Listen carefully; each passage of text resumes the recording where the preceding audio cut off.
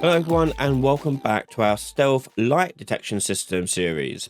In the first episode we set up the light sensor and got it determining whether or not we're in shadow or in light.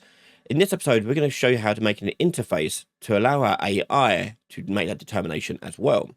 So let's take a look at how we achieve this right now. So to recap, we've got our character on the ground and detecting a value there on the left hand side. So 0.6, 0.5, it varies as we turn around in different shades. But if we go into the shadow, it goes all the way down to 0.005, 001, that sort of thing. So that's all working well and good. But our AI needs to be able to determine that as well, because at the moment he'll just chase us regardless.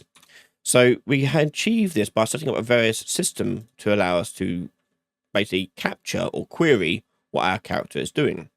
So for this, we're going to make an interface. So we're going to right click, create a blueprint interface, and we'll put BPI light detection.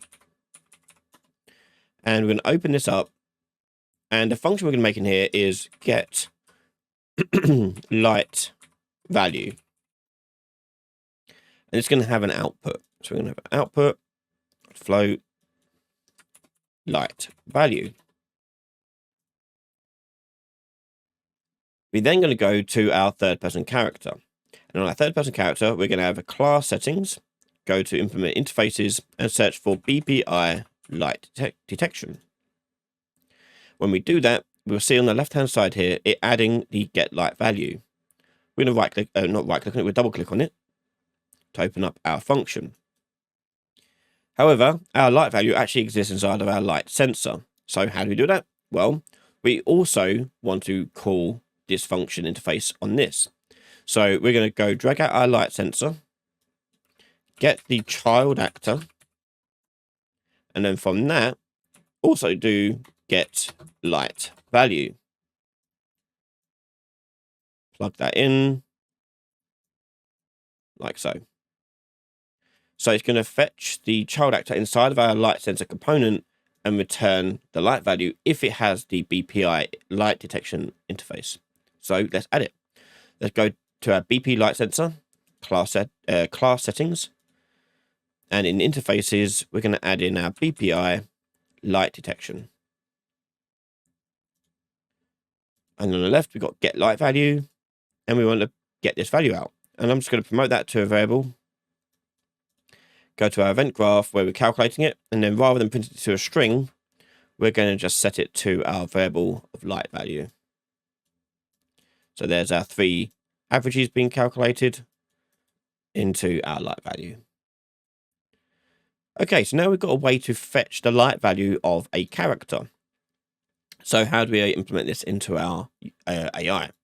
So the thing to remember about AI perception is the perception system doesn't care if our player is in light or shadow. It doesn't know the difference between that. So it's always going to see us, but its reaction to us is going to be different based upon whether we're in light and shadow. That's the big difference here. So let's go into our AI settings. And you may have something similar to this. Obviously, everyone's going to be a little bit different. But here we've got a basic setup of the target perception updated, checking to see if it's a player character.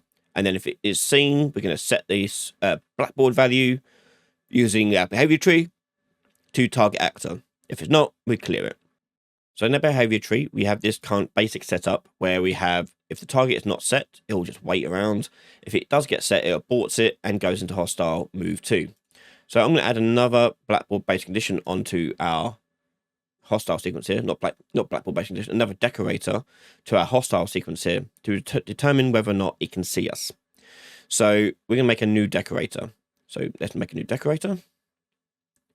Blueprint base. And we'll do light detection condition. And in light detection condition, the main thing we need to do in here is we need to do perform a condition check. So we can do perform condition check, AI. And in here, we want to get the target actor we want to get from this. So let's do get blackboard value as actor. The key we're going to make, and you type in target actor. Or you can promote it to a variable if you so wish, totally up to you. But get black build value as actor. We now got this actor here. I can do get light value. And on the light value, I can then say if this is greater than a threshold. So I'm going to promote that to a variable and we'll call this threshold. And plug the Boolean into the return value there. And we'll make the default threshold 0.5. And make it editable. By making it editable, it means we can then edit it and customize it on our behavior tree if we so wish. So different enemies can have different detections if you wanted to. So now let's put this onto our behavior tree. Go to hostile sequence, right click on it, add decorator, and we're looking for our light detection condition. And there it is. So if it's 0.5 or higher, or if it's higher than 0.5, sorry, it will then move to a chase target. If it isn't, then it won't do nothing and just sit around and go to the next one, okay, because it's going to fail. So if you want to do something else when he has seen you, but not seen you because of the light, you can have a third branch here to be like maybe investigate or something like that. You can put that there. But right now, I'll leave this as this is. Let's go into the game, hit play. If we go into shadow, he shouldn't react to me. But if I go into light, he'll see me and come chasing.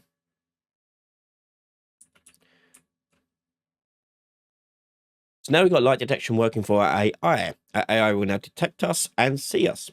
There's lots more you can do with the AI. So as I explained in the video, we can go onto a third branch and have an investigation mode, which you can have another light sensor detection on there too, where he can walk over to a space where he thinks you are. Because remember, he knows where you are. It's just a matter of whether how he reacts to that. So he'll walk over to you, not go hostile, just investigate you, and then get close enough to you. And if he gets to a certain range, then he'll go into chasing hostile mode. So if you want to see that, if you can't figure it out for yourself and you want to see that in the video, do let us know in the comments below. It'd be great to see what people see, what they want to have shown to them. Or if you want to try and figure it out yourself, that'd be great to see that in action. But we're going to do one more part to this, and that part is we're going to have a detection symbol on our screen that will open and close an eye based upon our level of light that the player is in.